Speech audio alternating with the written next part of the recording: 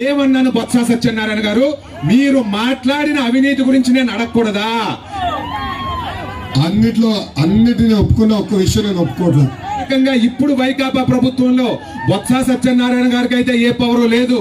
అదేంటంటే ఇక్కడున్న బొత్స సత్యనారాయణ గారు ఆయనకి అధికారం లేదంటే నేను ఒప్పుకోను. బొత్స సత్యనారాయణ లాంటి అవినీతి మంత్రి మన రాష్ట్రంలో ఇంకొకరు ఉన్నారా అన్న ఈ విషయం నేను ప్రశ్నిస్తే నాగార్జున గౌరవం లేదు అంటారు. ఏమన్నాను బొత్స సత్యనారాయణ గారు, మీరు మాట్లాడిన అవినీతి గురించి నేను అడగకూడదా? అదే రకంగా ఇప్పుడు వైకాపా ప్రభుత్వంలో బొత్స సత్యనారాయణ గారికి అయితే ఏ పవరు లేదు. బొత్స సత్యనారాయణ గారికి అయితే ఏ పవరు లేదు. బొత్స సత్యనారాయణ గారికి అయితే ఏ పవరు లేదు. బొత్స సత్యనారాయణ గారికి అయితే ఏ పవరు లేదు.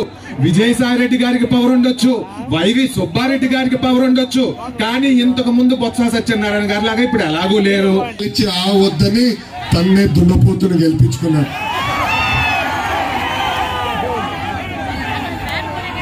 ఆలోచించండి, పాలిచ్చే వద్దని తన్నే దున్నపోతు ప్రభుత్వాన్ని మీరు గెలిపించారు. ఇక్కడ నాగార్జున గారు మాట్లాడుతూ కొన్ని విషయాలు చెప్పారు. అన్నిటిని ఒప్పుకున్న ఒక్క విషయం నేను ఒప్పుకోవట్లేదు. అదేంటంటే ఇక్కడున్న బొత్స సత్యనారాయణ గారు ఆయనకి అధికారం లేదంటే నేను ఒప్పుకోను. సీనియర్ మంత్రి, ముఖ్యమంత్రి నిలదీసే సత్తా ఉన్న వ్యక్తి ఎందుకు నిలదీయట్లేదో మీ అందరు తెలియాల్సిన అవసరం ఉంది. దానికి కారణం ఒకటే, ఆయన చేస్తున్న అవినీతి. ఆయన పెన్నులో ఇంకు ఫుల్గా ఉంటుందండి. అవినీతి కోసం వాడతారు తప్ప అభివృద్ధి కోసం ఏనాడు ఆ పెన్ను ఆయన వాడదు.